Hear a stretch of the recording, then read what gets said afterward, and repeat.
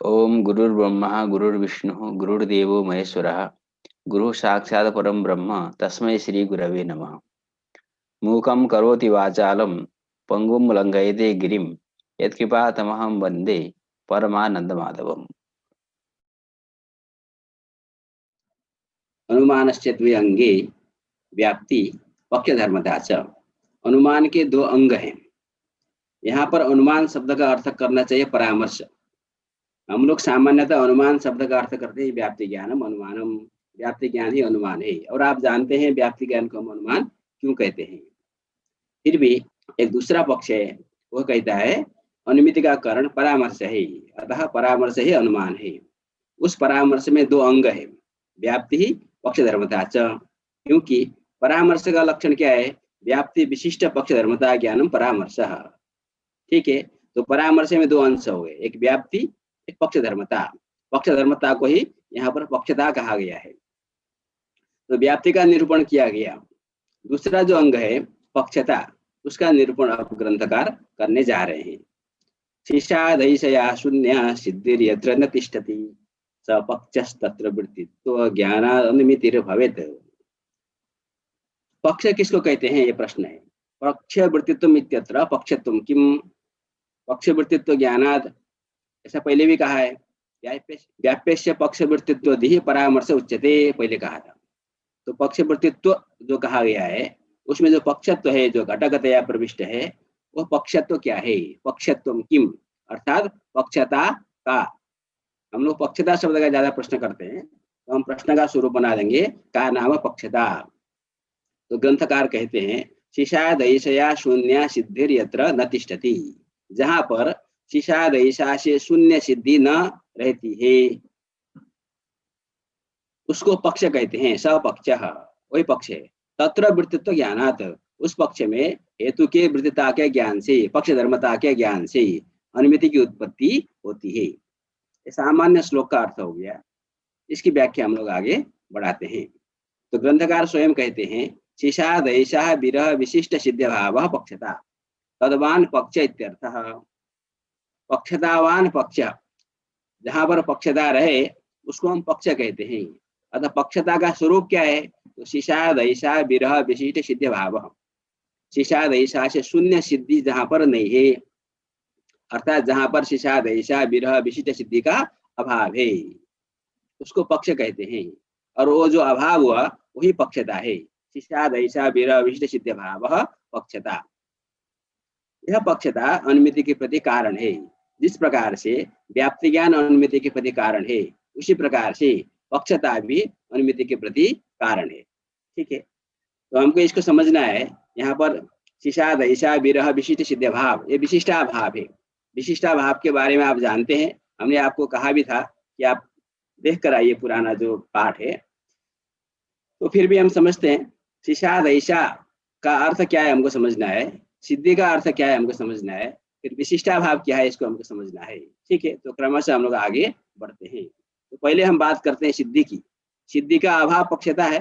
सिद्धि यत्र न तिष्ठति। तो सिद्धि किसको कहते हैं? तो सिद्धि का अर्थ होता है साध्यवत्ता निश्चय। साध्यवत्ता का जो निश्चय है, अर्थात साध्य का जो निश्चय है, साध्य निश्चय। यदि आप पर्वत में बनने की अनुमति करने चाह रहे हैं, आपने धूम को देखा, व्याप्ति स्मरण आदि हुआ, किंतु तब तक अनुमति जब होनी थी उससे पहले ही आपको अग्नि के साथ इंद्रिय का सन्निकर्ष हो गया। अर्थात आपने बनने को देख लिया अपने आंखों से पर्वत में। ठीक है, तो प्रत्यक्ष से बनने का जब ज्ञान हो गया तो साध्यवत्ता निश्चय हो गया, सिद्धि हो गई। जब आपको निश्चय हो गया प्रत्यक्ष प्रमाण से पर्वतो बन्यमान, अब आप फिर अनुमिति करने जाएंगे कि नहीं जाएंगे? अब अनुमिति होगी कि नहीं होगी? तो सामान्य परिस्थिति में जब आपने बन्नी को जान लिया है, बन्नी का निश्चय कर लिया है प्रत्यक्ष प्रमाण के द्वारा, तब वहां पर अनुमिति की उत्पत्ति नहीं होती है। ठीक है, तो ये जो सिद्धि है इसी को सिद्धि कहते हैं। साध्यवत्ता का जो निश्चय है, अनुमिति से पहले ही आपको निश्चय हो गया कि पर्वतो वन्यमान। आप अनुमिति करने जा रहे थे पर्वतो वन्यमान, तो यद विशेषक यद प्रकारक अनुमिति आप करने जा रहे हैं, तद विशेषक तत्प्रकारक निश्चय यदि पूर्व में ही हो जाए तो वो जो निश्चय है, साध्यवत्ता निश्चय, उसको हम सिद्धि कहते हैं। वह सिद्धि अनुमिति की प्रतिबंधिका होती है। सिद्धि के रहने पर अनुमिति की उत्पत्ति नहीं होती है। ठीक है, तो आपने समझ लिया, सिद्धि अनुमिति की प्रतिबंधिका है। सिद्धि के रहने पर अनुमिति की उत्पत्ति नहीं होती है। और दूसरा शब्द देख लीजिए, शिशादईशा। शिशादईशा, साधयितुम इच्छा, अनुमिति करने की इच्छा, इसको हम अनुमित्सा भी कहते हैं। अनुमित्सा, अनुमातुम इच्छा, अनुमितिर्मे जायताम। एक कथन है, वाचस्पति मिश्र ने लिखा है, प्रत्यक्ष परिकलितम अप्यर्थम अनुमानेन भूत संते तर्क रसिकाः। जो तर्क रसिक होते हैं, जिनको तर्क में रस आता है, प्रत्यक्ष के द्वारा जिस वस्तु का वो निश्चय कर लेते हैं, प्रत्यक्ष परिकलितम अप्यर्थम, अनुमान के द्वारा फिर उसको जानने की इच्छा करते हैं। ठीक है, वाचस्पति मिश्र का वचन है, प्रत्यक्ष परिकलितम अप्यर्थम अनुमानेन भूत संते तर्क रसिकाः। अनुमान से पुनः उसको जानने की इच्छा करते हैं। तो इसका अर्थ क्या हुआ, प्रत्यक्ष के द्वारा हमने बन्नी को जान भी लिया, देख भी लिया, फिर भी हमारी इच्छा हुई, प्रत्यक्षेण बन्निर्मया ज्ञातः, प्रत्यक्ष के द्वारा मैंने बन्नी को जान लिया है, अनुमानेन ज्ञातुम इच्छामि इदानीम, अनुमान से भी मैं बन्नी का निश्चय करना चाहता हूँ पर्वत में। तो उस स्थिति में जब व्याप्ति ज्ञान परामर्श आदि अनुमिति के सामग्री विद्यमान है, तो उस अवस्था में अनुमिति की उत्पत्ति पुनः हो जाती है। वहां यद्यपि सिद्धि विद्यमान है, अनुमिति के प्रतिबंधिका विद्यमान है, सिद्धि के रहने पर भी यदि इच्छा हो जाए, क्योंकि इच्छा सर्वतो बलियसी है ना, इच्छा सबसे बलशाली होती है, तो वहां पर यदि इच्छा हो जाए, शिशादईशा हो जाए, तो वहां पर अनुमिति की उत्पत्ति हो जाती है। अतः शिशादईशा उत्तेजिका, शिशादईशा उत्तेजिका है, प्रतिबंधक के रहते हुए भी जो कार्य को उत्पन्न कराता है, प्रतिबंधक सत्य कार्यजनकत्वम उत्तेजकत्वम, उसको हम उत्तेजक कहते हैं। जैसे हमने पहले चर्चा की थी सूर्यकांत मणि और चंद्रकांत मणि की। चंद्रकांत मणि के प्रतिबंधक के रहने पर भी सूर्यकांत मणि के रहने पर दाह की उत्पत्ति हो जाती है। जिस प्रकार से, उसी प्रकार से सिद्धि रूप प्रतिबंधिका के रहने पर भी यदि शिशादेशा हो, तो वहां पर अनुमिति की उत्पत्ति हो जाती है। ठीक, तो ये आपने सामान्य रूप से समझ लिया कि सिद्धि क्या है और शिशादेशा क्या है। तो इस दोनों को मिला करके हमने पक्षता बना दिया, शिशादेशा विरह विशिष्ट सिद्ध भाव पक्षता। ठीक, तो यह विशिष्टाभाव है, शिशादेशा विरह विशिष्ट सिद्धि का अभाव। यहाँ पर विशिष्ट क्या है, शिशादेशा विरह विशिष्ट सिद्धि, ये हो गया विशिष्ट, उसका जो अभाव है उसको हम पक्षता कहते हैं। ठीक, तो पक्षता को समझने से पहले हम विशिष्टाभाव को एक बार आपको दोबारा समझाते हैं। विशिष्टाभाव त्रिविधा भवति, विशिष्टाभाव तीन प्रकार के होते हैं, आप जानते हैं। विशेषणाभाव प्रयुक्त विशिष्टाभाव, विशेष्याभाव प्रयुक्त विशिष्टाभाव और उभयाभाव प्रयुक्त विशिष्टाभाव। इसको उदाहरण से समझते हैं।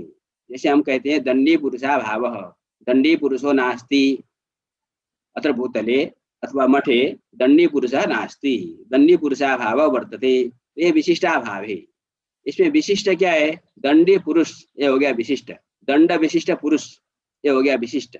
उसका जो अभाव होगा उसको हम विशिष्टाभाव कहेंगे। तो जो भी विशिष्ट होगा उसमें दो चीज होंगे, एक विशेषण होगा और एक विशेष्य होगा। तो जब दंड विशिष्ट पुरुष की बात हम कर रहे हैं, तो यहाँ पर विशेषण क्या है, दंड विशेषण है, और विशेष्य क्या है, पुरुष विशेष्य है। ठीक है, तो हमको विशेषण समझना है, विशेष्य समझना है, फिर विशिष्ट समझना है, फिर उस विशिष्ट का अभाव समझना है। ठीक, अब देखिए, विशेषण समझते हैं, विशेष्य समझते हैं और विशिष्टाभाव समझते हैं। तो जहां पर विशेषण विद्यमान होता है, जैसे मान लीजिए कहीं पर दंड है एक कमरे में, किंतु पुरुष नहीं है, विशेष्य नहीं है, तो वहां पर दंडी पुरुष, ये जो विशिष्ट है वह रहेगा नहीं रहेगा, उसका अभाव मिल जाएगा, दंडी पुरुषाभाव। अत्र दंडी पुरुष नास्ति, दंड रूप विशेषण के रहने पर भी विशेष्य के न रहने के कारण विशेष्याभाव प्रयुक्त विशिष्टाभाव उसको हम कहेंगे। जहां पर विशेषण नहीं है और विशेष्य है, केवल पुरुष है और दंड नहीं है, वहां पर भी विशिष्टाभाव मिल जाएगा, उसको हम कहेंगे विशेषणाभाव प्रयुक्त विशिष्टाभाव। विशेषण के अभाव के कारण विशिष्ट का अभाव मिला, अतः इस अभाव का नाम हो गया विशेषणाभाव प्रयुक्त विशिष्टाभाव। ठीक, और एक स्थिति लीजिए जहां पर विशेषण भी नहीं है, विशेष्य भी नहीं है, दंड भी नहीं है, पुरुष भी नहीं है, वहां पर उभयाभाव प्रयुक्त विशिष्टाभाव। और जहां पर विशेषण भी है और विशेष्य भी है, वहां पर विशिष्टाभाव नहीं मिलेगा। ठीक है। तो जहाँ विशेषण विशेष दोनों रहते हैं वहीं पर विशिष्टाभाव नहीं मिलता।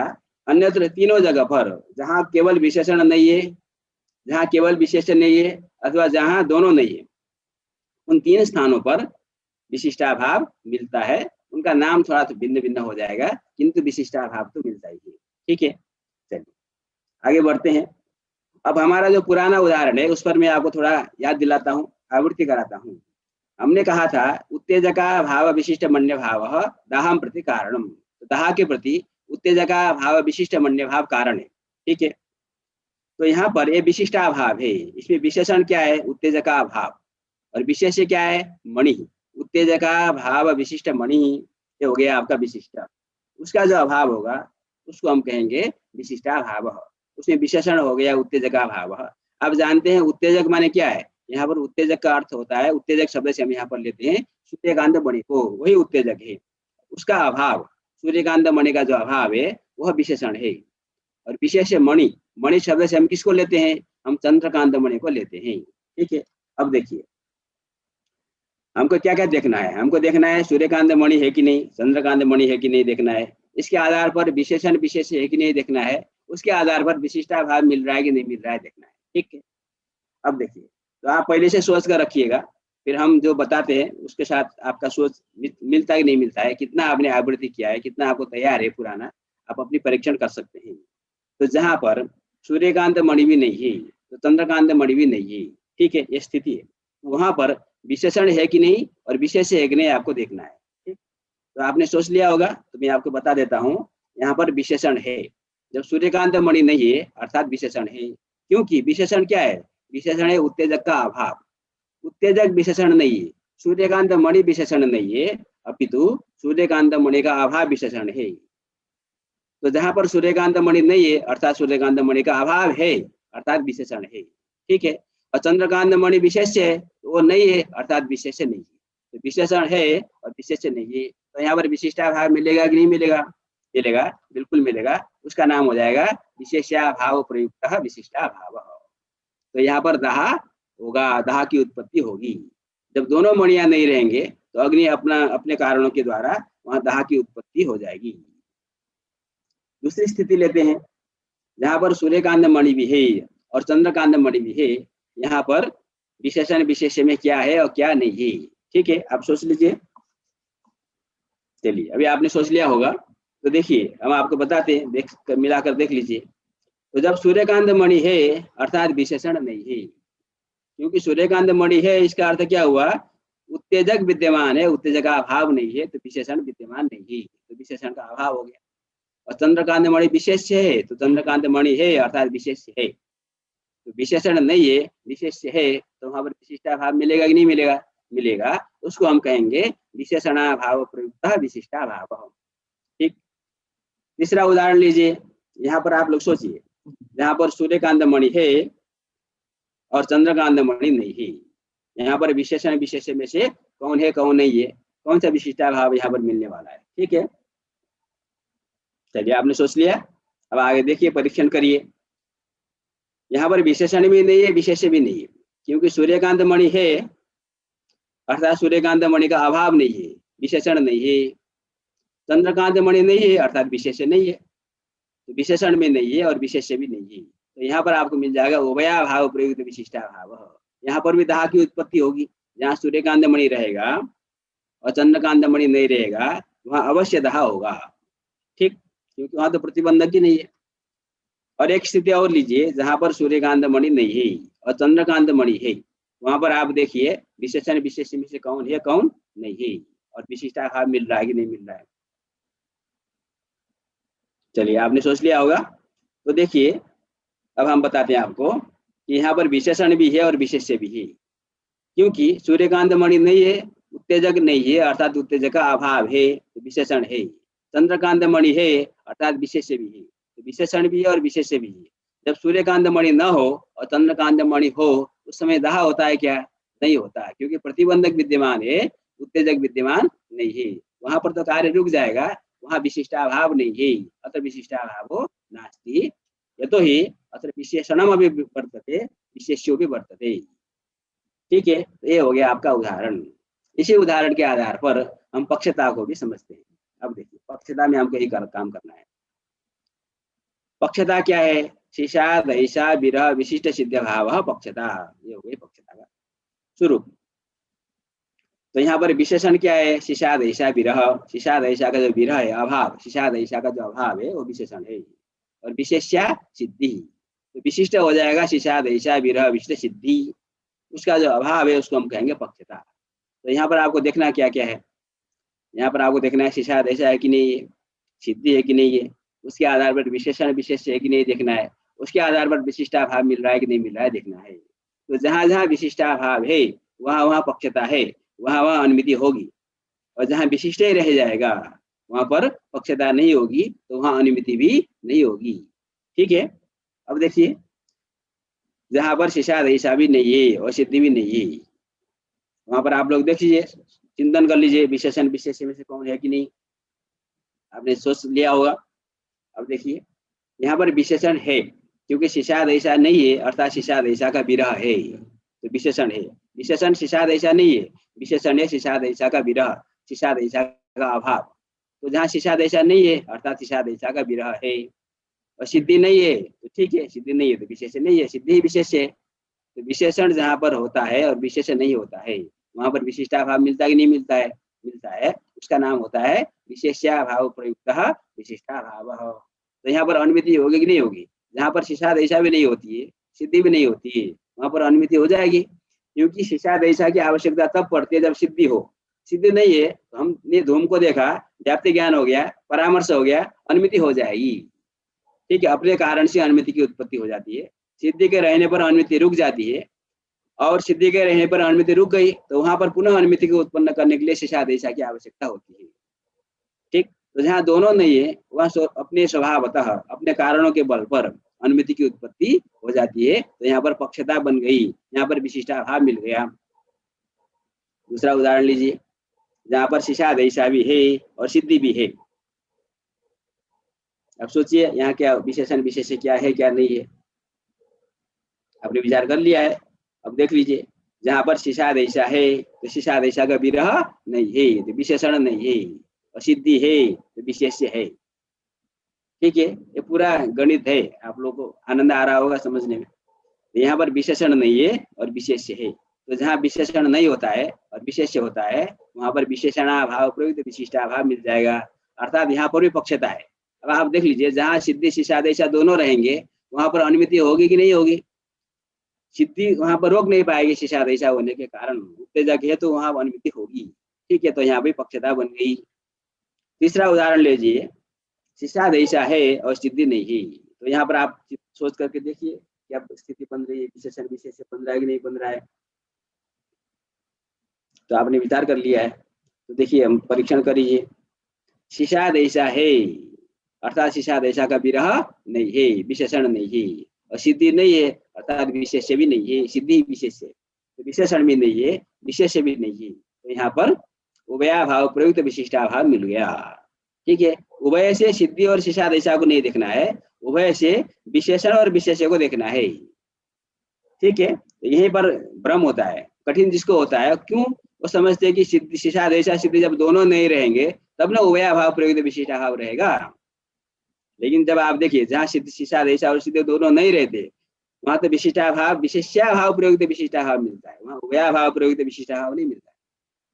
ठीक है, तो आपको विशेषण और विशेष्य पर ध्यान देना है, सिद्धि और शीशाद ऐसा पर नहीं ध्यान देना है, शीशाद ऐसा विरह पर ध्यान देना है। सिद्धि में तो ठीक है चलेगा, वही विशेष है। आगे बढ़ते हैं, जहाँ पर शीशाद ऐसा नहीं है और सिद्धि है, आगे विचार कीजिए आप क्या होने वाला है, विशेषण विशेष्य क्या है क्या नहीं है, विशिष्टाभाव मिल रहा है कि नहीं मिल रहा है।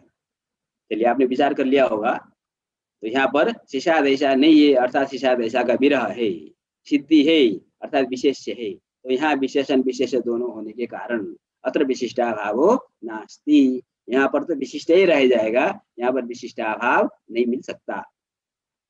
ठीक है, क्योंकि अब आप देखिए जहाँ पर शीशाद ऐसा नहीं है, आपको अनुमिति करने की इच्छा नहीं है, और सिद्धि है आपने अपने आंखों से बंदी को देख लिया है, तो वहां पर अनुमिति होती है क्या? नहीं होती है। प्रत्यक्ष से आपने जब जान लिया तो वहां पर अनुमिति नहीं होती है, सिद्धि प्रतिबंधिका हो जाती है। ठीक है। नहीं करिणी दृष्टि चित्कारेण तम अनुमिमते अनुमातारः, ये वाचस्पति मिश्र ने खुद कहा है वहीं पर। ठीक है। नहीं करिणी दृष्टि, हाथी को कोई जब देख लेता है तो चित्कारेण, हाथी का जो चित्कार है, जिसको उसका जो आवाज है, उसके द्वारा कोई हाथी का अनुमान नहीं करता है कि देखो ये अनुमान है। ठीक है। तो इससे वो सिद्ध क्या करना चाहते हैं कि सिद्धि के रहने पर अनुमिति की उत्पत्ति नहीं होती है। ठीक है। पक्षता ग्रंथ पढ़ेंगे, वहां पर एक प्रश्न उठाता है पूर्व पक्ष कि वाचस्पति मिश्र ने तो कहा है कि प्रत्यक्ष के द्वारा जब वस्तु को जान लेता है व्यक्ति, तब अनुमान के द्वारा तो अनुमान होता नहीं।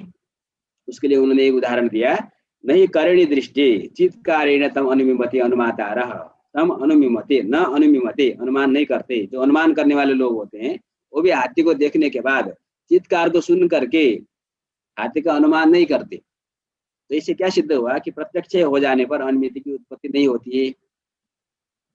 तो फिर वाचस्पति मिश्र का दूसरा वचन हम लोग उदाहरण के रूप में देते हैं कि प्रत्यक्ष परिकलितम अप्यर्थम अनुमानेन बहुत संते तर्क रसिका, जो तर्क रसिक होते हैं वो प्रत्यक्ष के द्वारा जो वस्तु को जान लेते हैं उसको भी अनुमान से जानने की इच्छा करते हैं।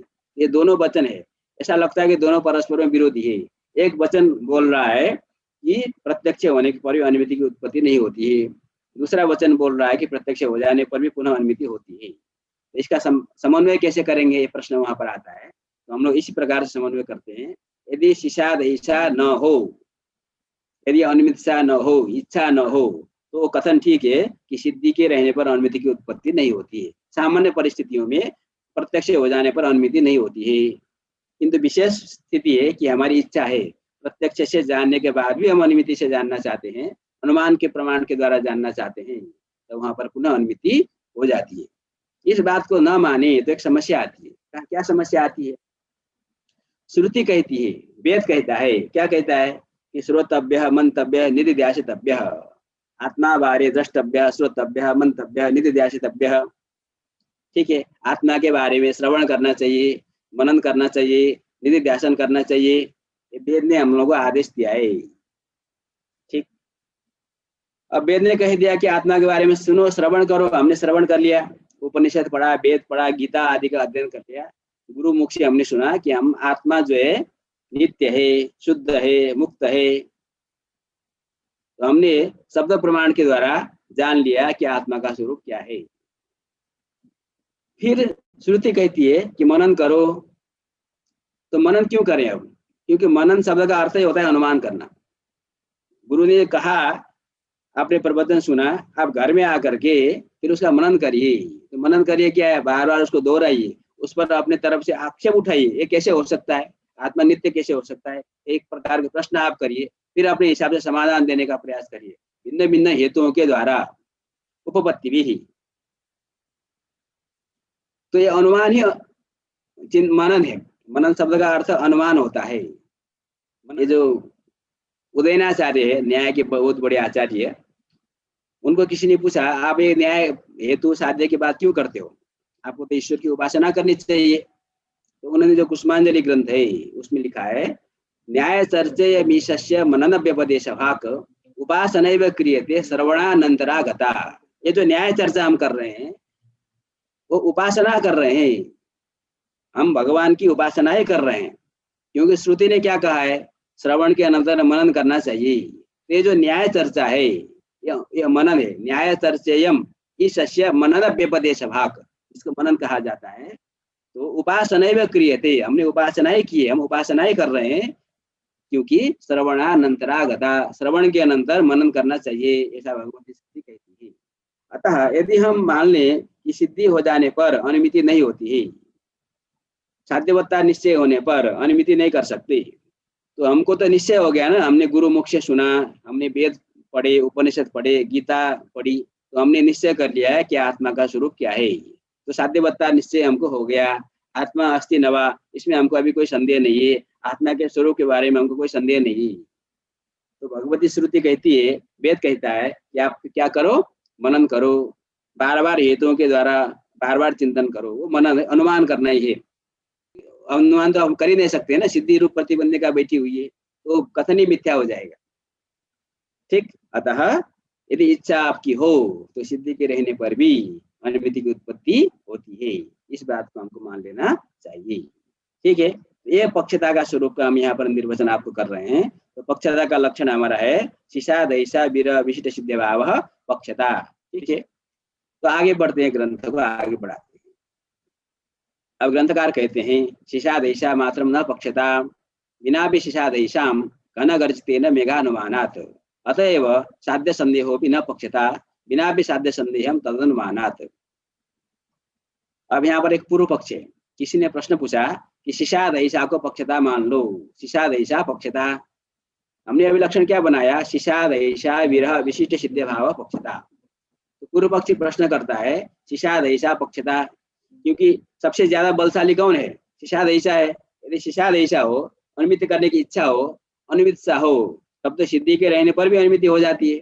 शीशाद ऐसा को पक्षता क्यों न मान लिया जाए, क्योंकि जहां पर शीशाद ऐसा होती है वहां पर अनुमिति हो जाती है। ठीक है, ये लंबा चौड़ा शीशाद ऐसा विरह अभिष्ट सिद्ध भाव कहने की क्या जरूरत है, ये हो गया प्रश्न। इस प्रश्न के समाधान में ग्रंथकार कहते हैं हम केवल शीशाद ऐसा मात्र को पक्षता नहीं कह सकते। क्यों नहीं कह सकते, बिना भी शीशाद ऐसा, ऐसी स्थिति बहुत से होती है जहां हमारे शीशाद ऐसा नहीं है, फिर भी घन गर्जितेन मेघानुमानात्। ठीक, गगनम मेघवत घन गर्जनात् एक पारंपरिक उदाहरण है, बाकी और भी बहुत से उदाहरण हम ले सकते हैं। ये उदाहरण क्या कहता है कि जैसे आप कमरे के अंदर बैठे हुए, हम लोग जैसे अभी कमरे के अंदर बैठ करके अपना अध्ययन कर रहे हैं, तो ये क्या है कि आकाश में घन गर्जन हुआ, हमको गर्जन सुनाई दिया, मेघ गर्जन। तो जब घन गर्जन सुनाई देगा तो हम क्या जान जाएंगे, हमको अनुमिति हो जाएगी गगनम मेघवत, आकाश में बादल है। तो गगनम मेघवत अनुमिति हमको हो रही है घन गर्जन के श्रवण करने के अनंतर। तो हमको व्याप्ति ज्ञान हो गया, पक्षधर्मता ज्ञान हो गया, परामर्श हो गया, अनुमिति वहां पर हो जाती है। वहां पर शीशाद ऐसा है क्या, हमको इच्छा है क्या कि गगन में मेघ की अनुमिति करूं, मैं गगन में मेघ की अनुमिति करूं, ऐसी कोई इच्छा तो है नहीं। शीशाद ऐसा नहीं है, हम तो अपने काम में लगे हुए हैं।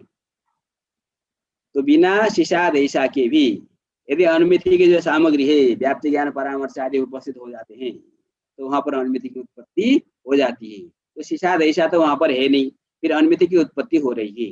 तो आप शीशाद ऐसा को कारण मानते हैं, तो कारण नहीं है और कार्य की उत्पत्ति हो गई। तो जहां पर कारण के बिना कार्य की उत्पत्ति होती है उसको हम कहते हैं व्यतिरेक विचार। अतः शीशाद ऐसा को हम अनुमिति के प्रति कारण नहीं मान सकते। ठीक है, बिना भी शीशाद ऐसा, शीशाद ऐसा के बिना भी घन गर्जन के श्रवण से मेघ का अनुमान होता है। अतः शीशाद ऐसा मात्र न पक्षता, इसलिए हमने शीशाद ऐसा विरह विशिष्ट सिद्ध भाव पक्षता कहा। तो यहाँ पर देखिए घन गर्जन स्थल में पक्षता बनती है कि नहीं बनती है, यहाँ पर शीशाद ऐसा का विरह है कि नहीं है, क्योंकि शीशाद ऐसा नहीं है अर्थात शीशाद ऐसा का विरह है अर्थात विशेषण है। यहाँ पर सिद्धि है कि नहीं, सिद्धि भी नहीं है, हम पहले से नहीं जानते कि गगन में मेघ है। तो शीशाद ऐसा विरह है और सिद्धि नहीं है। तो विशेष के न रहने के कारण शीशाद ऐसा विरह रूप विशेषण के रहने पर भी विशिष्टा भाव मिल जाएगा, शीशाद ऐसा विरह विशिष्ट सिद्ध भाव, तो पक्षता बन जाएगी। ठीक है, अतः शीशाद ऐसा विरह विशिष्ट सिद्ध भाव को पक्षता कहना चाहिए, केवल शीशाद ऐसा को पक्षता नहीं कहना चाहिए। उसके बाद दूसरा कोई प्रश्नकर्ता आया, दूसरा जो प्रश्नकर्ता है वो पूछता है, वो कहता है कि साध्य संदेह पक्षता। एक प्रसिद्ध उदाहरण है, एक मत है जो कि साध्य संशय को पक्षता मानते हैं, प्राचीनों का मत है। ठीक है, इसलिए आपने जब तर्क संग्रह पढ़ा वहां पर अन्नम मठ ने लिखा है, जब वो व्यक्ति महानस में व्याप्ति का ग्रहण करके पर्वत समीपम गतः तदगते च अग्नौ संदेहान, अग्नि का संदेह करता हुआ धूम को देखता है, तो अग्नि का संदेह करता है। अर्थात क्या है कि ये प्राचीनों का एक कथन है कि अनुमिति के पूर्व में साध्य का संदेह नियमतः होता है। इसलिए अन्नम भट्ट ने लिखा संदिग्ध साध्यवान पक्ष, उन्होंने पक्ष का लक्षण क्या बनाया, संदिग्ध साध्यवान, जहां पर साध्य का संदेह होता है, संदेह विषयीभूत साध्यवत्वम। तो जहां पर साध्य का संदेह होता है वो पक्ष है, अर्थात साध्य का संदेह ही पक्षता है। ठीक है, लेकिन नवीन जो है उसका खंडन करते हैं कि साध्य संदेह को हम पक्षता नहीं मान सकते। अतएव वही कारण घन गर्जन स्थल में गगन मेघवत जो हमको अनुमिति हो रही है, हम जो घर के अंदर गृह मध्यस्थ जो पुरुष हैं उनको अनुमिति हो रही कि नहीं हो रही है, हो रही है घन गर्जन के श्रवण करने पर। किंतु गगनम मेघवत नवा, ऐसा संशय है क्या? संशय नहीं है। तो बिना भी संदेहम, साध्य संदेहम बिना भी, घन गर्दन स्थल में मेघ का अनुमान हो जाता है, अतः साध्य संदेहो भी न पक्षता, बिना भी साध्य संदेहम तदनुमानात मेघानुमानात। ठीक है, हो गया। तो साध्य संदेह को भी पक्षता नहीं कहना है, शिशादेशा मात्र को भी पक्षता नहीं कहना है, अपितु शिशादेशा विरह विशिष्ट सिद्ध भाव पक्षता। ठीक, अब आगे बढ़ते हैं। सिद्धौ सत्यामपि शिशादेशा सत्य अनुमितिर्भवत्येव, अतः शिशादेशा विरह विशिष्टत्वं सिद्धो विशेषणम। एक और पूर्व पक्ष है, वो पूर्व पक्ष कहता है सिद्ध भाव पक्षता, इतने कहो। शिशादैशा विरह विशिष्टत्व सिद्धि में विशेषण देने की क्या जरूरत है, सिद्ध भाव पक्षता इतने कहा जाए। ये जो पूर्व में उदाहरण दिया गया गगनम मेघवत घन गर्दनाथ, इस स्थल में यदि हम सिद्ध भाव पक्षता कह देंगे तो काम चल जाएगा। यहाँ पर सिद्धि है क्या? हम घर के अंदर बैठे हैं, हमको गगन में मेघ का निश्चय नहीं है, साध्यवत्ता निश्चय नहीं है, अर्थात सिद्धि नहीं है, तो सिद्धि का अभाव है कि नहीं? तो सिद्ध भाव रूप पक्षता के विद्यमान होने के कारण घन गर्दन स्थल में अनुमिति की उपपत्ति हो जाएगी। तो शिशादेशा विरह विशिष्टत्व जो आपने सिद्धि में विशेषण दिया है, इसकी क्या आवश्यकता है? ये हो गया पूर्व पक्ष। तो इसका उत्तर ग्रंथकार देते हैं सिद्धो सत्यामपि, सिद्धि के रहने पर भी, शिशादेशा के रहने पर अनुमिति होती है। अब देखिए, पूर्व पक्षी ने कहा सिद्ध भाव पक्षता, और जहां पर सिद्धि है और शिशादेशा भी है तो वहां पर अनुमिति होती है कि नहीं होती है? होती। आपने अनुमिति के प्रति किसको कारण बनाया? सिद्ध भाव को कारण बनाया। तो जहां सिद्धि बैठी हुई है, शिशादेशा भी विद्यमान है, वहां सिद्ध भाव रूप कारण है? नहीं है। तो सिद्ध भाव रूप कारण के न रहने पर भी, शिशादेशा के रहने पर अनुमिति की उत्पत्ति हो रही कि नहीं हो रही है? हो रही है। तो कार्य उत्पन्न हो रहा है किंतु कारण सिद्ध भाव विद्यमान नहीं, तो पुनः कारणाभावे कार्य सत्वम व्यतिरेक व्यभिचार हो जाएगा, अतः सिद्ध भाव को भी पक्षता नहीं कह सकते, शिशादेशा विरह विशिष्ट सिद्ध भाव पक्षता कहना पड़ेगा।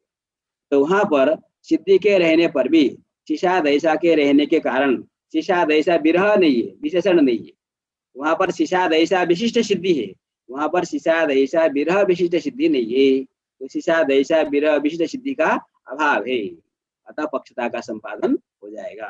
ठीक है, तो सब जगह पर काम चलेगा, कहीं दोष नहीं होगा, अतः हमारा पक्षता का स्वरूप बन गया शिशादेशा विरह विशिष्ट सिद्ध भाव पक्षता। ठीक, अब देखिए ग्रंथकार आगे क्या कहते हैं, तथा च, उसी चीज को व्याख्या करते हैं। ठीक है, जिसको आप पहले से समझ चुके हैं। यत्र सिद्धिर्नास्ति, जहाँ पर सिद्धि नहीं है, तत्र शिशादेशायाम सत्याम असत्याम भी पक्षता। अब देखिए पंक्ति को आप समझ लीजिए कितना बढ़िया है। जहाँ पर सिद्धि नहीं है, तो विशेषण विशेषण को ध्यान में रखकर इसको पंक्ति को समझना है। जहाँ पर सिद्धि नहीं है, तो सिद्धि नहीं है अर्थात विशेषण नहीं है। जहाँ पर विशेषण नहीं होगा वहाँ विशेषण चाहे रहे चाहे न रहे, दोनों स्थितियों में विशिष्टा भाव तो मिलना ही है ना। जहाँ पर सिद्धि नहीं है अर्थात विशेष नहीं है, जब विशेष नहीं रहेगा वहाँ विशेषण भी नहीं है, तब वोया भाव प्रयुक्त विशिष्टा भाव। यदि विशेषण है तो विशेष्या भाव प्रयुक्त विशिष्टा भाव, दोनों स्थितियों में विशिष्टा भाव तो मिलना ही है, तो पक्षता तो होगी ही। तो जहाँ पर सिद्धि नहीं है अर्थात विशेष नहीं है, तत्र शिशादेशायाम सत्याम असत्याम भी पक्षता, शिशादेशा रहे अथवा न रहे, दोनों स्थितियों में वहां पर पक्षता बन जाती है। ठीक, और यत्र शिशादेशा अस्ति, जहाँ पर शिशादेशा है, तो शिशादेशा है इसका अर्थ क्या हुआ? शिशादेशा का विरह नहीं है, विशेषण नहीं है। तो जब विशेषण नहीं रहेगा वहाँ विशेष्य हो या न हो, यदि विशेष्य नहीं है तो उभयाभाव प्रयुक्त विशिष्टा भाव, यदि विशेष्य है तो विशेषणाभाव प्रयुक्त विशिष्टा भाव, दोनों स्थितियों में तत्र सिद्धौ सत्याम असत्याम अपि, वहाँ सिद्धि के रहने पर भी अथवा न रहने पर भी पक्षता बन जाती है। ठीक, यत्र सिद्धिरस्ति, जहाँ पर सिद्धि है अर्थात विशेष्य है, शिशादेशा च नास्ति, शिशादेशा नहीं है अर्थात शिशादेशा का विरह है, तो विशेष्य भी है विशेषण भी है, तो तत्र न पक्षता, वहां पर पक्षता नहीं बनेगी। क्यों? शिशादेशा विरह विशिष्ट सिद्धि है सत्वात, वहां पर शिशादेशा विरह विशिष्ट सिद्धि है, वहां पर शिशादेशा विरह विशिष्ट सिद्धि का अभाव नहीं है। ठीक है, तो आपने जो बात समझी हुई है ये ग्रंथकार ने भी आपको पुनः समझा दिया। आगे बढ़ते हैं। अब एक प्रश्न है, ये बहुत बढ़िया प्रश्न है, आपको ध्यान से समझना है। ननु यत्र परामर्शानन्तरं सिद्धिः तथा शिष्यादेशा तत्र शिष्यादेशा काले परामर्शनाशा नानुमितिः। यत्र सिद्धि परामर्श शिष्यादेशाः क्रमेण भवन्ति तत्र शिष्यादेशा काले सिद्धिनाशात् प्रतिबन्धका भावादेव अनुमितिः। यत्र शिष्यादेशा सिद्धि परामर्शास्तत्र परामर्शकाले शिष्यादेशैव नास्ति। एवं अन्यत्रापि सिद्धिकाले परामर्शकाले च न शिष्यादेशा योग्य विभु विशेष गुणानां योगपद्य निषेधात् तत्कथं शिष्यादेशा विरह विशिष्टत्वं सिद्धेर विशेषणम् इति चेत् न। अब देखिए बहुत बढ़िया पूर्व पक्ष है। तो प्रश्नकर्ता कहता है शिष्यादेशा विरह विशिष्टत्व सिद्धि में विशेषण देने की कोई आवश्यकता नहीं है। हम कहेंगे क्यों आवश्यकता नहीं है, अभी तो हमने आवश्यकता बताई आपको। तो कहेंगे देखिए हमारी बात आप ध्यान से सुनिए। एक नियम है, आप सब जानते हैं, योग्य विभु विशेष गुणानाम योगपद्य निषेधात्। योग्य जो विभुओं के विशेष गुण होते हैं उनमें योगपद्य नहीं होता। एक कालावच्छेदेन उनकी उत्पत्ति नहीं होती है। योगपद्य शब्द का यहाँ पर अर्थ करना चाहिए एक कालावच्छेदेन उत्पत्ति।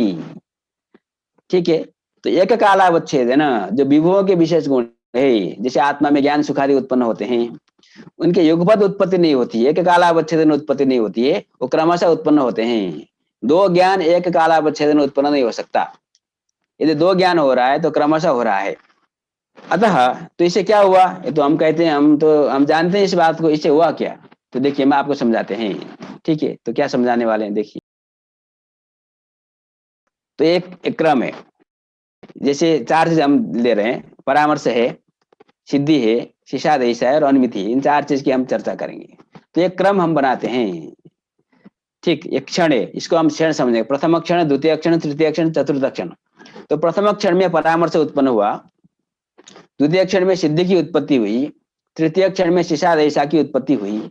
अब चतुर्थ क्षण में अनुमिति होगी कि नहीं होगी हम विचार करेंगे। तो यहाँ पर प्रश्न है देखिए, ननु यत्र परामर्शानंतरम सिद्धि, पहले परामर्श हुआ उसके अनंतर सिद्धि हुई, परामर्शानंतरम सिद्धि तथा शिष्यादेशा, उसके अनंतर में शिष्यादेशा हुई। ठीक, और यहाँ पर अनुमिति होगी कि नहीं होगी हम देखेंगे। किंतु इस काल में, शिष्यादेशा काल में, यदि हमको चतुर्थ क्षण में अनुमिति की उत्पत्ति करनी है, इस अनुमिति के अवैध पूर्वक क्षण में, इस तृतीय क्षण में पक्षता का संपादन करना चाहिए। यहाँ पक्षता होनी चाहिए, और केवल पक्षता होने से काम नहीं चलेगा, परामर्श भी चाहिए। क्योंकि यदि परामर्श ही नहीं रहेगा तो पक्षता हो या न हो उससे कोई फर्क पड़ेगा नहीं, अनुमिति की उत्पत्ति होगी नहीं। क्योंकि मुख्य कारण तो चाहिए ना। यदि अग्नि नहीं है तो दाह कैसे होगा, भले वहां पर उत्तेजका भाव विशिष्ट मंडे भाव हो जाए, अग्नि के बिना तो दाह की उत्पत्ति होगी नहीं, तो परामर्श के बिना तो अनुमिति की उत्पत्ति होगी नहीं। तो यदि हम ऐसा क्रम मान लें कि प्रथम क्षण में परामर्श उत्पन्न हुआ, द्वितीय क्षण में सिद्धि की उत्पत्ति हुई, तृतीय क्षण में शिष्यादेशा की उत्पत्ति हुई, तो ये जो परामर्श नाम का एक ज्ञान है, परामर्श ज्ञान है, तो सारे ज्ञान दो क्षण रहते हैं, तृतीय क्षण में नाश हो जाता है। आपने पढ़ा है पहले आकाश और आत्मा का साधन में कि हम चिंतन जब कर रहे थे। तो ज्ञान क्षणिक होते हैं, आत्मा के जो विशेष गुण है वो क्षणिक है। क्षणिक होने का अर्थ हुआ कि तृतीय क्षण में उनका नाश हो जाता है। तृतीय क्षण वृत्ति ध्वंस प्रतियोगित्वम क्षणिकत्वम। तो ये जो परामर्श प्रथम क्षण में उत्पन्न हुआ, द्वितीय क्षण में यहाँ पर परामर्श है, सिद्धि की उत्पत्ति क्षण में परामर्श विद्यमान है, क्योंकि दो क्षण तक ज्ञान रहता है। किंतु उत्पत्ति एक कालावच्छेदन नहीं होती। ऐसा नहीं कह सकते इसी क्षण में परामर्श भी उत्पन्न हो गया, इसी क्षण में सिद्धि की भी उत्पत्ति हो जाएगी, ऐसा नहीं। क्रमिक उत्पत्ति होती है, एक कालावच्छेदन दो ज्ञान उत्पन्न नहीं होते, किंतु एक कालावच्छेदन दो ज्ञान रह सकते हैं। जैसे द्वितीय क्षण में सिद्धि की उत्पत्ति है, तो उत्पत्ति है अर्थात सिद्धि है, सिद्धि विद्यमान है और परामर्श भी विद्यमान है। बात समझ में आ रही है। और यहाँ पर जाइए, तृतीय क्षण में जब शिष्यादेशा की उत्पत्ति हो रही है, तो शिष्यादेशा का जो क्षण है उस क्षण में सिद्धि विद्यमान है कि नहीं है, क्योंकि सिद्धि यहाँ पर उत्पन्न हुई है, तो तृतीय क्षण में यहाँ सिद्धि विद्यमान है। किंतु यहाँ पर परामर्श नष्ट हो जाता है। परामर्श यहाँ उत्पन्न हुआ प्रथम क्षण में, द्वितीय क्षण में परामर्श रहा, तृतीय क्षण में परामर्श का नाश हो गया।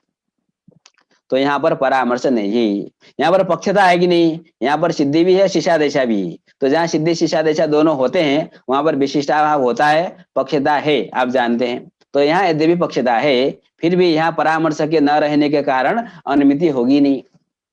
ठीक है, तो हम शिशादेशा विरह विशिष्टत्व सिद्धि में विशेषण क्यों देते हैं? क्योंकि जहां सिद्धि शिशादेशा दोनों होती है वहां पर अनुमिति के संपादन करने के लिए।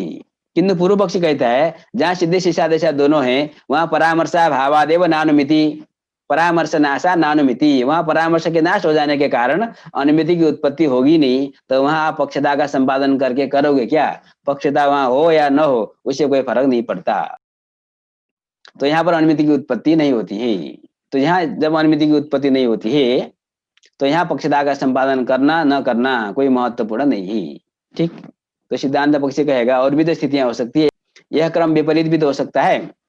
तो उसने दूसरा भी कहा, चलो कोई बात नहीं, देख लेते हैं। यत्र सिद्धि परामर्श शिशादेशः क्रमेण भवन्ति, पहले नंबर में सिद्धि हो गई प्रथम क्षण में, उसके अनंतर परामर्श हुआ, उसके अनंतर शिशादेशा हुई। हमने पहले देख लिया पर्वत बन्नी को, फिर हमको परामर्श भी हो गया व्याप्ति स्मरण होने के कारण, फिर उसके अनंतर अनुमिति करने की इच्छा हुई। ठीक है, तो यहाँ पर हमको देखना है कि अनुमिति होती है कि नहीं होती है। तो ये जो सिद्धि प्रथम क्षण में उत्पन्न हुई, ये सिद्धि यहाँ पर तो है द्वितीय क्षण में। यहाँ जो तृतीय क्षण में जिस समय में शिशादेशा है उस क्षण में सिद्धि नहीं है। ठीक है, तो यहाँ पर सिद्धि का अभाव है। और यहाँ परामर्श है कि नहीं? यहाँ परामर्श है, क्योंकि द्वितीय क्षण में जो परामर्श उत्पन्न हुआ वो तृतीय क्षण में भी रहेगा, तो यहाँ परामर्श है, किंतु यहाँ पर सिद्धि नहीं है। और शिशादेशा भी है, तो जब शिशादेशा है तो सिद्धि रहे या न रहे वहां पक्षता बनती है, तो यहाँ पर पक्षता बन रही है और परामर्श भी विद्यमान है, तो यहाँ पर अनुमिति हो जाएगी। फिर भी यदि हम सिद्धे भाव पक्षता केवल कहें, शिशादेशा विरह विशिष्टता विशेषण न दें, तो यहाँ पर अनुमिति के अविविध पूर्वक क्षण में सिद्धे भाव रूप पक्षता बन रही कि नहीं बन रही है? बन रही है। तो सिद्धे भाव पक्षता कहने से ही यहाँ अनुमिति की उपपत्ति हो जाएगी, तो शिशादेशा विरह विशिष्टत्व विशेषण देने की क्या आवश्यकता है? ठीक, यत्र सिद्धि परामर्श शिशादेशा क्रमेण भवन्ति तत्र शिशादेशा काले सिद्धि नाशात, वहां शिशादेशा काल में सिद्धि के नाश हो जाने के कारण प्रतिबंध का अभावादेव, प्रतिबंधक के न रहने से अनुमिति की उत्पत्ति हो जाती है। तो सिद्धि भाव पक्षता हम कह सकते हैं। का और भी तो स्थितियां बनती है, तो बनाकर देख लो। हम थोड़ा बदल देते हैं, यत्र शिशादेशा सिद्धि परामर्शा, पहले शिशादेशा हुई, फिर सिद्धि हुई, फिर परामर्श हुआ। ठीक, तो यहाँ पर परामर्श काल में सिद्धि है कि नहीं है? है, तो अनुमिति के पूर्व में परामर्श है और सिद्धि भी है। और यहाँ पर शिशादेशा है कि नहीं? तो शिशादेशा यहाँ प्रथम क्षण में शिशादेशा की उत्पत्ति हुई, द्वितीय क्षण में शिशादेशा है, तृतीय क्षण में शिशादेशा का नाश हो गया, यहाँ शिशादेशा नष्ट हो जाती है। तो यहाँ पर शिशादेशा नहीं है तृतीय क्षण में और सिद्धि है। तो जहां पर शिशादेशा न हो सिद्धि हो, तो शिशादेशा विरह विशिष्ट सिद्धि है, तो प्रतिबंधक बैठा हुआ है, तो यहाँ पर अनुमिति की उत्पत्ति नहीं होती है। यहाँ अनुमिति होती नहीं है, तो हम क्यों नहीं होती है? हम पूछेंगे, हमको कोई पूछेगा अनुमिति क्यों नहीं होती है, तो हम कहेंगे अतः सिद्धिर वर्तते प्रतिबंधक सत्वादेव नानुमिति, सिद्धे भाव रूप कारण के न होने के कारण। ठीक, यत्र शिशादेशा सिद्धि परामर्शा तत्र परामर्श काले शिशादेश नास्ति, शिशादेशा है नहीं। एवं अन्यत्रापि उसी प्रकार से आप क्रम को बदल दीजिए। ठीक है, इस क्रम को इधर करिए उधर करिए, जो भी करिए, प्रथम क्षण में परामर्श उत्पन्न होगा अथवा सिद्धि की उत्पत्ति होगी अथवा शिशादेशा उत्पन्न होगा। ये सारे परामर्श ज्ञान है, सिद्धि भी ज्ञान है, साध्यवत्ता निश्चय, शिशादेशा इच्छा है, ये भी आत्मा के गुण है। इनमें योगपद्य न होने के कारण ये क्रमशः उत्पन्न होते हैं। एक कालावच्छेदेन दो की तीन की उत्पत्ति संभव नहीं होती है। अतः जो भी प्रथम क्षण में उत्पन्न होगा वो तृतीय क्षण में अनुमिति के पूर्व में रहेगा नहीं। एवं अन्यत्र भी सिद्धि काले परामर्श काले च न शिशादेशा, यदि आप शिशादेशा को पहले रखेंगे तो सिद्धि और परामर्श में क्रम व्यत्यास करके देखेंगे तो वहां शिशादेशा का नाश हो जाएगा। ठीक है, अन्यत्र भी इस प्रकार से आप देख सकते हैं, सब जगह पर सिद्धि भाव पक्षता कहने से काम चल जाएगा। शिशादेशा विरह विशिष्टत्व सिद्धि में विशेषण देने की कोई आवश्यकता नहीं है, क्योंकि योग्य विभु विशेष गुणानाम योगपद्य निषेधात् तत्कथम शिशादेशा विरह विशिष्टत्व सिद्धेर विशेषणम। ये पूर्व पक्ष है। ठीक है, कितना बढ़िया सोच करके चिंतन मनन करके प्रश्न पूछा है। अब देखिए समाधान क्या है सिद्धांत पक्षी का, तो देखते हैं समाधान। यत्र वन्य व्यापे धूमवान पर्वतो वन्यमान यदि प्रत्यक्षम स्मरणं वा ततः शिशादेशा तत्र पक्षता संपत्तये तद विशेषण से आवश्यकत्वात्।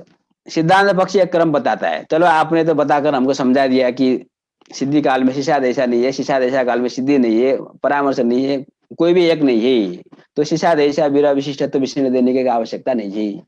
लेकिन हमारी बात सुन लो, एक स्थिति हम बनाते हैं, यत्र बन्य व्याप धूममान पर्वतो वन्यमान, ऐसा प्रत्यक्ष हो गया अथवा स्मरण हो गया। एक ज्ञान, बन्य व्याप धूममान पर्वतो वन्यमान, एक ज्ञान है। पर्वत कैसा है? बन्य व्याप धूममान है, ये भी हमको ज्ञान हुआ, और पर्वतो वन्यमान ये भी ज्ञान हुआ। किंतु ये दो ज्ञान नहीं है, बस यहाँ ध्यान देना है, ये एक ज्ञान है। जैसे मैं आपको एक उदाहरण देता हूं, एक होता है घटवत भूतलम, ये एक ज्ञान है कि दो ज्ञान है? एक ज्ञान है। घटवत भूतलम एक ज्ञान है, पर्वतो वन्यमान एक ज्ञान है। अथवा और उदाहरण दीजिए, अयं घटः एक ज्ञान हुआ हमको, इदम भूतलम एक ज्ञान हुआ, ये दूसरा ज्ञान है। अयं घटः एक ज्ञान है, इदम भूतलम ये दूसरा ज्ञान है, ये दो ज्ञान हो गए। किंतु घटवत भूतलम ये दो ज्ञान नहीं है, ये एक ज्ञान है। एक ही ज्ञान में घट भी विषय है, भूतल भी विषय है। नाना विषय को अवगाहन करने वाला एक ज्ञान हो सकता है। इसलिए ज्ञान का आकार छोटा बड़ा हो सकता है। जैसे परामर्श है, बन्नी व्याप्ति धूमान पर्वतः, ये भी तो एक ज्ञान है, उसमें बन्नी व्याप्ति धूम कई विषय हो रहे हैं। तो उसी प्रकार से हमने एक ज्ञान ले लिया जिसमें बन्नी व्याप्ति धूम और पृथक से बन्नी भी विषय है। तो बन्नी व्याप्ति धूममान पर्वतो वन्यमान एक ज्ञान हो गया। यह ज्ञान परामर्श स्वरूप भी है, यह ज्ञान सिद्धि स्वरूप भी है। यह प्रत्यक्ष हो गया अथवा स्मरण हो गया, इसको प्रत्यक्षात्मक भी आप मान सकते हैं। आपने पर्वत में जाकर देखा, बन्य व्याप्त धूममान भी ज्ञान हो गया, पर्वत बन्यमान भी ज्ञान हो गया, एक कालावच्छेदन एक ज्ञान हुआ। एक कालावच्छेदन नहीं कहना है, दो ज्ञान तो हो नहीं सकते, एक कालावच्छेदन, एक ही ज्ञान हो गया, एक समूहालंबन ज्ञान हो गया, एक विशिष्ट ज्ञान हो गया। इसको हम सिद्धात्मक परामर्श कहते हैं, इसका नाम है सिद्धात्मक परामर्श। ठीक है, तो ये ज्ञान उत्पन्न हो गया, यह सिद्धात्मक परामर्श उत्पन्न हुआ। ठीक है, उसके अनंतर में शिशादेशा की उत्पत्ति हुई। फिर हमको इच्छा हुई पर्वतीय वन्य निमित्त में जाए था। ये जो ज्ञान हुआ बन्य व्याप्त धूममान पर्वत, ये प्रत्यक्ष हुआ अथवा स्मरणात्मक भी हो सकता है, कभी कभी हमको स्मरण हो गया। उसके अनंतर शिशादेशा हुई। ठीक, यहाँ पर अनुमिति होती कि नहीं होती है? तो यहाँ पर अनुमिति होती है, क्योंकि अनुमिति के पूर्व जो द्वितीय क्षण है, यहाँ पर शिशादेशा है कि नहीं है? यहाँ पर परामर्श है कि नहीं? क्योंकि ये जो ज्ञान है, प्रथम क्षण में जो ज्ञान उत्पन्न हुआ वो द्वितीय क्षण में रहेगा। तो बन्य व्याप्त धूममान पर्वत, ये परामर्श भी यहाँ पर है, क्योंकि यह ज्ञान सिद्धात्मक परामर्श है, यह परामर्श रूप भी है, सिद्धि भी है। अतः यहाँ पर द्वितीय क्षण में ये प्रथम क्षण का जो ज्ञान है यहाँ तक रहेगा। तो यहाँ पर सिद्धि भी है, परामर्श भी है, शिशादेशा भी है। ठीक है, कहने के लिए तीन है लेकिन वास्तव में दो ही है। एक ही ज्ञान सिद्धि भी है, वही ज्ञान परामर्श भी है। तो द्वितीय क्षण में सिद्धि भी है, शिशादेशा भी है, परामर्श भी है। तो यहाँ पर अनुमिति होती है कि नहीं होती है? यहाँ पर अनुमिति होती है, क्योंकि यह सिद्धि प्रतिबंधिका नहीं हो पाएगी, क्योंकि यहाँ पर शिशादेशा विराजमान है। किंतु यदि हम सिद्धि भाव पक्षता कहते हैं, तो यहाँ पर अनुमिति के पूर्व क्षण में तो सिद्धि रूप प्रतिबंधिका बैठी हुई है, सिद्धि भाव रूप पक्षता विद्यमान नहीं है। तो व्यभिचार हो जाएगा कारण के विद्यमान न होने के कारण। इस व्यभिचार को वारण करने के लिए हमको सिद्धि में शिशादेशा विरह विशिष्टत्व विशेषण देना चाहिए। तत्र पक्षता संपत्तये तद विशेषणस्य आवश्यकत्वात्। तो जब हम शिशादेशा विरह विशिष्टत्व विशेषण देंगे तो यहाँ पर शिशादेशा है, शिशादेशा विरह नहीं है, विशेषण नहीं है, यद्यपि सिद्धि है। तो सिद्धि रूप विशेषण के रहने पर भी शिशादेशा विरह रूप विशेषण के न रहने के कारण विशेषणा भाव प्रयुक्त विशिष्टा भाव रूप पक्षता का यहाँ पर संपादन हो जाएगा। तो यहाँ पर अनुमिति की उपपत्ति भी हो जाएगी। इस प्रकार से यहाँ पर अनुमिति की उपपत्ति के लिए जहां पर सिद्धात्मक परामर्श है, उसके अनंतर शिशादेशा है, उसके अनंतर जो अनुमिति होती है, उस अनुमिति की उपपत्ति के लिए शिशादेशा विरह विशिष्टत्व सिद्धि में विशेषण देना चाहिए। तो ये हमारा पक्षता का लक्षण बन गया, शिशादेशा विरह विशिष्ट सिद्धि भाव पक्षता। तो इसके आगे और भी चिंतन है, और पूर्व पक्ष और भी यहाँ पर प्रश्न उठाने वाले हैं, तो इसका चिंतन हम अगले दिन करेंगे। आज के लिए हम यही विश्राम रखते हैं। आपको बहुत बहुत धन्यवाद। अभी आपके मन में कोई प्रश्न हो तो आप प्रश्न पूछ सकते हैं।